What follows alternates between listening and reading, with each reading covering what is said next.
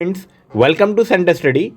आज की इस वीडियो में हम CTET paper 1 Hindi language first की बात करेंगे और ये पेपर 21 दिसंबर 2021 को ऑनलाइन हुआ था।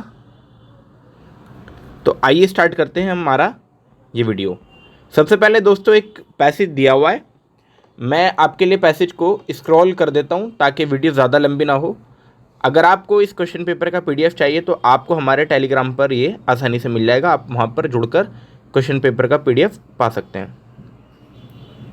तो दोस्तों आई होप आपने ये स्क्रीनशॉट ले लिया होगा। तो आइए स्टार्ट करते हैं हमारे क्वेश्चन नंबर 91।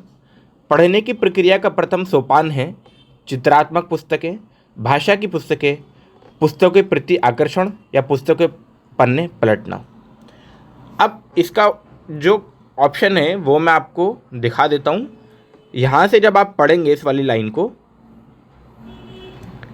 पढ़ना शुरू करने की प्रक्रिया का पहला सोपान यही है कि हम किताबों के प्रति आकर्षण महसूस करें, यानी कि किसके प्रति? किताबों के प्रति आकर्षण महसूस करें, यानी कि पुस्तकों के प्रति आकर्षण। तो ऑप्शन नंबर इसका दोस्तों थर्ड सही हो जाएगा। फिर 92 में चलते हैं। चित्रात्मक पुस्तकें बच्चों को डैश प्रदान नहीं करती है, उन्मुक्तता, सृजनात्मकता, स्वतंत्रता या सीमितता। और ये आप पैसेज की फर्स्ट लाइन में ही आसानी से देख सकते हैं। जब आप ये पाएंगे, यहाँ लिखा हुआ है चित्रों की भाषा ऐसी सोच उन्मुक्तता प्रदान करती है कि पढ़ने वाला अपने कथ्य को स्वयं गढ़ता है, और सृजनात्मकता यानी कि क्रिएटिविटी भी आती है। तो सिर्फ इसमें एक ऑप्शन नहीं है, यानी कि सीमितता, जिसको हम लिमिटेशन कह सकते हैं। तो लिमिटेशन प्रदान नहीं करती है, जबकि एक ब्रॉड कॉन्सेप्ट होता है ये। आप बढ़ेंगे क्वेश्चन नंबर 93 में। बच्चे की सृजनात्मकता में बाधक है, यानी कि क्रिएटिविटी में क्या उसमें बाधक कोई क्या चीज़ है? रंगीन पुस्तकें, उन्मुक्तता, बंधा बंधाया कथ्य या कल्पनाशीलता। अब दोस्तों रंगीन पुस्तकों में क्रिएटिविटी तो होती है, यानी कि रंगीन पुस्तकों को देखकर बच्चा कुछ क्रिएटिव सोचेगा, उन्मुक्तता में भी कुछ क्रिएटिव सोचेगा, ये पैसेज में आया है। और कल्पनाशीलता यानी कि इमेजिनेशन करके भी वो कुछ क्रिएटिव ही सोचेगा। लेकिन बंधा बंधाया कथ्य यानी कि ऐसी चीज़ जो ऑलरेडी फिक्स हो, जो पहले से डिसाइडेड हो, उसमें कोई बच्चा क्रिएटिव नहीं सोच पाएगा। और तो इसीलिए इसका जो करेक्ट ऑप्शन है बंधा बंधाया कथ्य, यानी कि ऑप्शन नंबर थर्ड सही हो जाएगा। फिर 94 में चलते हैं। जब बच्चे चित्रों को देखकर प्रतिक्रिया करते हैं तो इसका अर्थ है कि बच्चे अवधारणाएं बना रहे हैं, रटाए उत्तर दे रहे हैं, पूछे गए प्रश्नों के उत्तर दे रहे हैं या परीक्षा की तैयारी कर रहे हैं। अब दोस्तों रटाए तो नहीं होगा, पूछे गए प्रश्न भी नहीं है और परीक्षा की तैयारी भी नहीं है। सिर्फ क्या है? अवधारणाएं बना रहे हैं बच्चे उनको देखकर। चित्रों पर बातचीत महत्वपूर्ण है क्योंकि बच्चा बातचीत में सक्षम हो जाता है।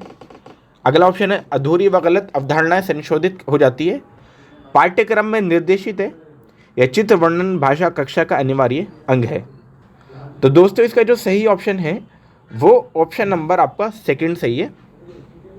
अधूरी व गलत अवधारणाएं संशोधित हो जाती है, और ये आप पैसेज में आसानी से देख पाएंगे। मैं आपको ये पैसेज में दिखा देता हूँ। अधूरी तथा गलत अवधारणाएं भी चित्रों के बातचीत करने के माध्यम से संशोधित या परिवर्तित होती चली जाती है। तो ये जो मैंने अंडरलाइन किया, आप यहाँ से इसका आंसर आसानी से दे पाएंगे। अवधारणाओं को बनने के संदर्भ में महत्वपूर्ण है निराधार कल्पना, संदर्भयुक्त परिवेश, शिक्षक निर्देश या विद्यालयी भाषा। तो ये भी पैसेज में ही दिया था, यहाँ पे आप देख पाएंगे। एक और जो उन अवधारणाओं को संदर्भ में महत्वपूर्ण वह है कि संदर्भयुक्त परिवेश में अवधारणाओं का बनना, यानी कि संदर्भयुक्त परिवेश की बात चल रही है यहाँ पे। तो संदर्भयुक्त परिवेश कहाँ था दोस्तों? ऑप्शन नंबर आपका सेकंड में ठीक था, तो सेकंड इसका दोस्तों सही हो जाएगा। 97 में चलते हैं। शारीरिक में प्रत्यय है रिक, रीक, इक या का। तो इसमें शारीरिक में जो प्रत्यय होगी आपकी इक हो जाएगी। फिर 98 में चित्रात्मक किताबों में चित्रात्मक शब्द है संज्ञा, विशेषण, परिविशेषण या क्रिया विशेषण। तो ये है दोस्तों चित्रात्मक शब्द में जो चित्रात्मक है, चित्रात्मक किताबों में जो चित्रात्मक है ये आपका विशेषण है। विशेषता यानी कि जो किसी संज्ञा की या किसी चीज़ की विशेषता बताए उसे विशेषण कहते हैं। तो ये किताब की विशेषता बता रहा है कि किताब कैसी चित्रात्मक है जिसमें चित्र बने हुए हैं, तो ये किताब की विशेषता हो गई, इसीलिए विशेषण इसका सही ऑप्शन हो जाएगा। निम्न में से कारक चिन्ह नहीं है का, के, की या की। तो का भी है, के भी है, की भी है, लेकिन की जो है जो छोटा ई से लिखा हुआ है वो कारक चिन्ह नहीं होता है, तो इसीलिए इसका करेक्ट ऑप्शन आपका थर्ड हो जाएगा दोस्तों। बढ़ेंगे अब अपने पोएम की तरफ। ये पोएम का आप स्क्रीनशॉट ले सकते हैं और उसके बाद हम क्वेश्चन नंबर 100 की तरफ चलते हैं। बचपन को किसने समाप्त कर दिया है? तो दोस्तों इसका जो सही ऑप्शन है प्रगति की अपेक्षा, स्कूल का अनुशासन, ट्यूशन का भुगतान या माता पिता का प्यार। तो इसका जो सही ऑप्शन है वो आपका ऑप्शन नंबर 1 है, प्रगति की अपेक्षा। कविता में बच्चा व्यस्त रहता है खेलने कूदने में, पढ़ने लिखने में, मौज मस्ती में, उधम मचाने में। तो इस कविता के अनुसार जो बच्चा व्यस्त रहता है वो आपका पढ़ने लिखने में व्यस्त रहता है, तो ऑप्शन नंबर इसका सेकंड ठीक हो जाएगा दोस्तों। अब बढ़ेंगे क्वेश्चन नंबर 102 की तरफ। कविता में बच्चे को भी ब्लड प्रेशर होने की बात कही गई है, इसका प्रमुख कारण है, यानी कि इसको ब्लड प्रेशर बच्चे को किस कारण से होगा? नानी के घर जाने से, मनपसंद खाना ना मिलने के तनाव से, सहपाठियों के द्वारा चढ़ाए जाने से या प्रथम आने का तनाव। तो दोस्तों ये स्कूल की कविता है, तो इसमें जो है प्रथम आने का जो तनाव है, जो क्लास में फर्स्ट आने का जो प्रेशर है बच्चे के ऊपर, उसकी वजह से उसका बच्चे का ब्लड प्रेशर बढ़ जाने की बात की गई है। तो जब आप पैसेज में पढ़ेंगे तो वहाँ पर आपको पोएम में जब पढ़ेंगे तो समझ में आएगा। दी गई कविता में किस बात पर बल दिया गया है? बच्चों को रेस का घोड़ा बनाने पर, कक्षा में प्रथम आने पर, बच्चों का बचपन ना छीनने पर या बच्चों को पढ़ाने लिखाने पर। तो दोस्तों इसका जो सही ऑप्शन है वो आपका ऑप्शन नंबर 3 है, बच्चों का बचपन ना छीनने पर इस कविता में बल दिया गया है, यानी कि जोर दिया गया है। यह कविता लिखी इसलिए गई है ताकि हम बच्चों से उनका बचपन ना छीने, उनको खुलने का भी मौका दे, उनको खेलने का भी मौका दे, साथ ही साथ उनको पढ़ाई का भी मौका दे। इसीलिए करेक्ट ऑप्शन आपका ऑप्शन नंबर 3 हो जाएगा। रात भर कौन सा क्रिया विशेषण, रात भर में कौन सा क्रिया विशेषण है? रीतिवाचक, परिमाणवाचक, कालवाचक या स्थानवाचक। अब रात भर में दोस्तों क्या आ रहा है? कोई काल आ रहा है, तो कालवाचक ही इसका, यानी कि कोई समय आ रहा है, तो कालवाचक इसका सही ऑप्शन हो जाएगा, ऑप्शन नंबर 3। बढ़ेंगे लास्ट क्वेश्चन में। प्रगति में उपसर्ग व मूल शब्द है प्रगति, पर प्लस गति, प्रग प्लस ति, पर प्लस गति या प्रगत प्लस ई। तो दोस्तों पर प्लस गति यानी कि ऑप्शन नंबर 1 इसका सही हो जाएगा। इसके बाद हम चलेंगे दोस्तों क्वेश्चन नंबर 106 यानी कि पैडागोजी के, हिंदी के पैडागोजी क्वेश्चन की तरफ, और इनको हम डिटेल में सॉल्व करेंगे। प्राथमिक स्तर पर चयनित बाल साहित्य में सर्वाधिक महत्वपूर्ण बिंदु है रंगीन चित्र, सार्थक पुनरावृत्ति, संक्षिप्तता, केवल चित्रात्मकता। तो दोस्तों इसका जो सही ऑप्शन है वो ऑप्शन नंबर आपका सार्थक पुनरावृत्ति यानी कि ऑप्शन नंबर 2 हो जाएगा। लगातार जो बच्चे बोलते हैं, जब टीचर प्राथमिक क्लासेस में, प्राइमरी क्लासेस में जब टेबल उनको पढ़ाती है तो पहले खुद पढ़ती है, जैसे 2 दूनी 4, 2 तिया 6, 2 एकम 2, तो उसके बाद बच्चे से वो कहलवाती है ये, तो ये कहलाता है आपका सार्थक पुनरावृत्ति यानी कि साथ साथ दोहराना। 107 में भाषा एक जटिल प्रक्रिया है या समयात्मक वस्तु है या तार्किक व्यवस्था है या नियमबद्ध व्यवस्था है। तो जैसा कि आपको दोस्तों मालूम ही है, भाषा जो है एक नियमबद्ध व्यवस्था होती है, यानी कि रूल से जुड़ी हुई व्यवस्था होती है। तो ऑप्शन नंबर 4 इसका सही हो जाएगा। 108 कक्षा 3 की हिंदी भाषा की पाठ्य पुस्तक में दिया गया अभ्यास औजारों के नाम खोज कर लिखने का उदाहरण है। यानी कि एक हिंदी कक्षा की एक पाठ है जिसका नाम है औजारों के, जिसमें बोला गया कि औजारों के नाम उसमें से खोजो और अपनी किताबों में, अपनी कॉपी में लिखो। तो ये किस चीज़ का उदाहरण है? बच्चों को सर्वज्ञ बनाने में, अन्य व्यवसायों से परिचित कराने में, संपूर्ण पाठ्य चर्चा में भाषा का या विषयों की शब्दावली का अनिवार्य परिचय का। तो दोस्तों किताब से देखकर लिखी जा रही है, यानी कि संपूर्ण पाठ्य चर्चा में भाषा का। तो ऑप्शन नंबर इसका थर्ड सही हो जाएगा। संपूर्ण पाठ्य चर्चा में भाषा का मतलब यहाँ पे ये हो गया कि आपकी जो क्लासेस की जो बुक है या कोई जो बुक है उसी में पाठ्य चर्चा हो रही है, यानी कि क्लास की वो क्लासेस में उसको डिस्कस किया जा रहा है। तो ये इसका मतलब हो जाएगा। अब बढ़ेंगे 109 की तरफ। मुझे बैंगनी रंग कतई अच्छा नहीं लगता, वाक्य में रेखांकित शब्द का मतलब बताओ। ये प्रश्न बहुत कठिन है, नहीं पूछा जाना चाहिए। ऐसा तो नहीं है कि प्रश्न कठिन है मतलब हमें कतई वर्ड का मतलब बताना है, तो ऐसा तो नहीं है। बहुत सरल है, पूछा जाना चाहिए, ये भी नहीं। संदर्भ में शब्दावली का उदाहरण है या बच्चों को भाषा को ज्ञान महत्व देता है। अब दोस्तों ये जो लाइन आई है, यानी कि जो आपकी मुझे बैंगनी रंग कतई अच्छा नहीं लगता, इस लाइन में जो कतई आ रहा है ये संदर्भ में शब्दावली का उदाहरण है, यानी कि ऑप्शन नंबर ये इसका थर्ड सही हो जाएगा। 110 की तरफ चलते हैं। हमारे देश की डैश विविधता हमारी भाषाई डैश है। तो यहाँ पे क्या आना चाहिए? साहित्यिक चुनौती, भाषिक संबल, भौगोलिक विस्तार या भाषिक और हथियार। तो इसमें आना चाहिए दोस्तों ऑप्शन नंबर थर्ड, यानी कि भाषिक और संबल। अब बढ़ेंगे क्वेश्चन नंबर 111 की तरफ।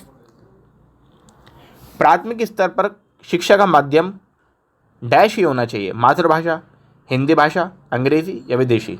तो जैसे कि आपको मालूम ही है, एनसीएफ में नेशनल करिकुलम फ्रेमवर्क में भी बार बार बात की गई है, और अभी जो नेशनल एजुकेशन ऑफ पॉलिसी जो आई है, एनईपी जो आई है 2020, उसके अंदर भी बात की गई है। किस चीज़ के बारे में बात की गई है? मातृभाषा में ही पढ़ाने की बात की गई है। तो ऑप्शन नंबर 1 इसका। तो वहाँ ये बोला गया है कि 1st to 8 तक जहाँ तक पॉसिबल हो बच्चों को उनकी मातृभाषा में ही पढ़ाया जाए। क्वेश्चन नंबर 112 में चलते हैं। विभिन्न प्रकार की शिक्षण सामग्री भाषा सीखने सिखाने की प्रक्रिया को क्या बनाती है? सरल बनाती है, रोचक बनाती है, समावेशी बनाती है, जटिल बनाती है। तो जो शिक्षण सामग्री होती है सीखने की प्रक्रिया को ये समावेशी बना लेती है। ऑप्शन नंबर इसका थर्ड सही हो जाएगा।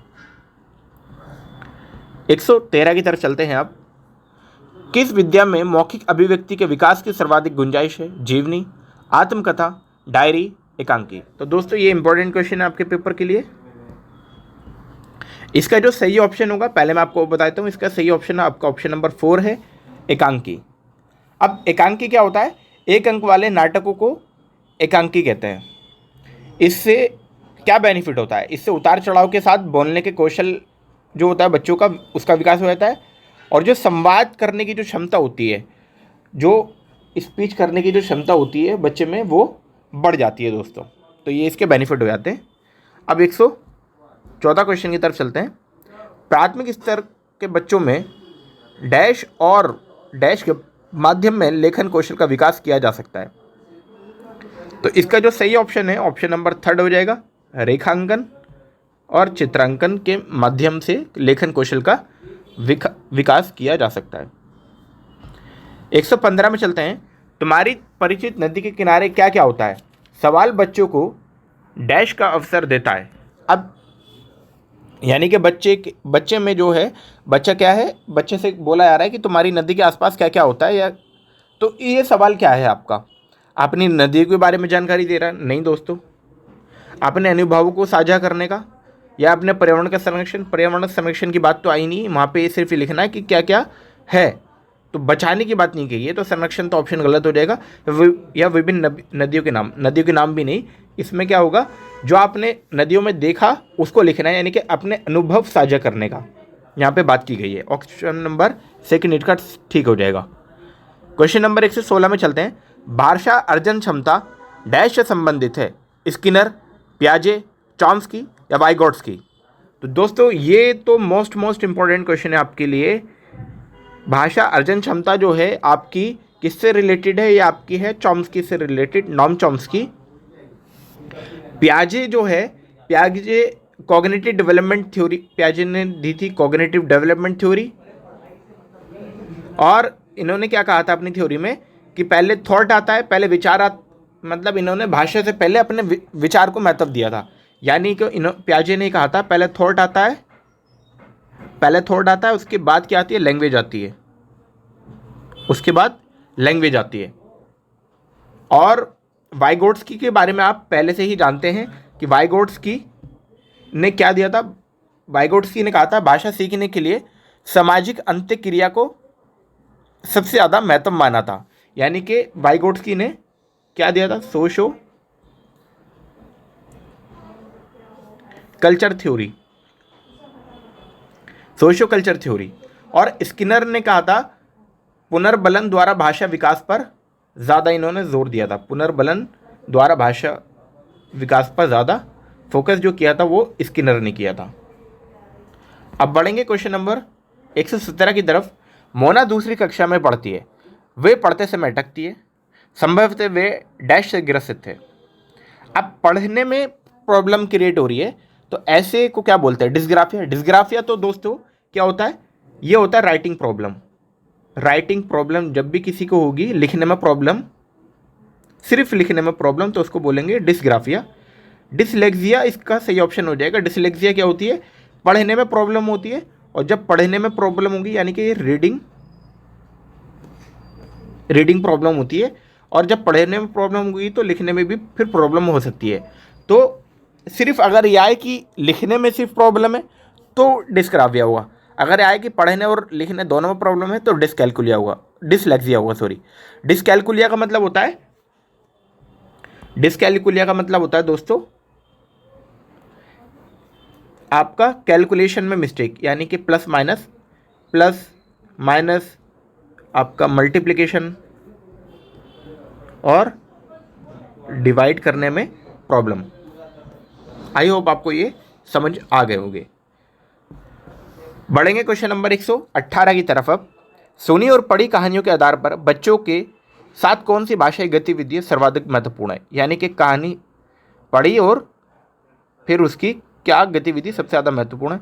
कहानी के शब्द को दोहराना, या कहानी के पात्रों के नाम बताना, या कहानी का शीर्षक बताना, या कहानी पर प्रश्न निर्माण करना। तो दोस्तों इसका जो सबसे सूटेबल आंसर होगा वो ऑप्शन नंबर 4 हो जाएगा, कहानी के ऊपर प्रश्न बनाना। जब कोई बच्चा कहानी सुनेगा, जैसे कि एक कहानी सुनी है बच्चे ने, और उसके ऊपर जब वो प्रश्न बनाएगा तो प्रश्न तभी बना पाएगा जब वो कहानी को अच्छे से समझ पाएगा, यानी कि कहानी में वो इंटरेस्ट लेगा, तभी वो उसके ऊपर क्वेश्चन बना पाएगा। और जब क्वेश्चन बना पाएगा तो उसका आंसर भी वो खुद आसानी से दे सकता है। तो सर्वाधिक महत्वपूर्ण यही है कि वो कहानी के ऊपर प्रश्न बना पाए, यानी कि उसको एक्टिवली पार्टिसिपेट करना चाह रहे हैं। 119 की तरफ चलते हैं। आप प्राथमिक स्तर पर हिंदी भाषा का आकलन करते समय आप किसे सर्वाधिक महत्वपूर्ण मानते हैं, मौखिक अभिव्यक्ति, लिखित परीक्षा, जांच सूची या साक्षरता। तो मौखिक अभिव्यक्ति जो है उसको सबसे ज़्यादा इंपॉर्टेंस दिया जाएगा, यानी कि इसका जो सही ऑप्शन है ऑप्शन नंबर दोस्तों 1 हो जाएगा। वीडियो के लास्ट क्वेश्चन में चलते हैं। आप कविता के संदर्भ में सर्वाधिक महत्वपूर्ण है भावपूर्ण पठन, यानी कि कोई कविता पढ़ाई जानी है क्लासेस में, कोई पोएम पढ़ाई जानी है तो उसमें सबसे ज़्यादा इंपॉर्टेंट क्या है, भावपूर्ण पठन, या व्याख्या कर देना, कविता की सिर्फ व्याख्या कर देना, डिटेल बता देना, अलंकार या छंद।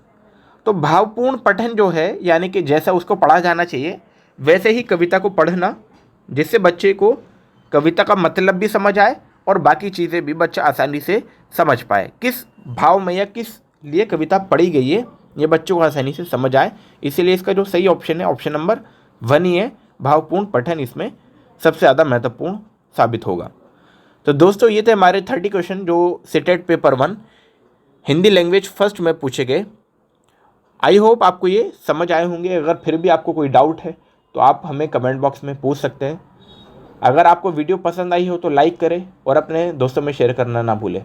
अगर आप हमारे चैनल पर नए हैं तो प्लीज़ आप हमारे चैनल को सब्सक्राइब ज़रूर करें और आने वाली वीडियोज़ के लिए बेल आइकन को भी ज़रूर दबा दें। वीडियो में लगातार बने रहने के लिए आपका बहुत बहुत शुक्रिया।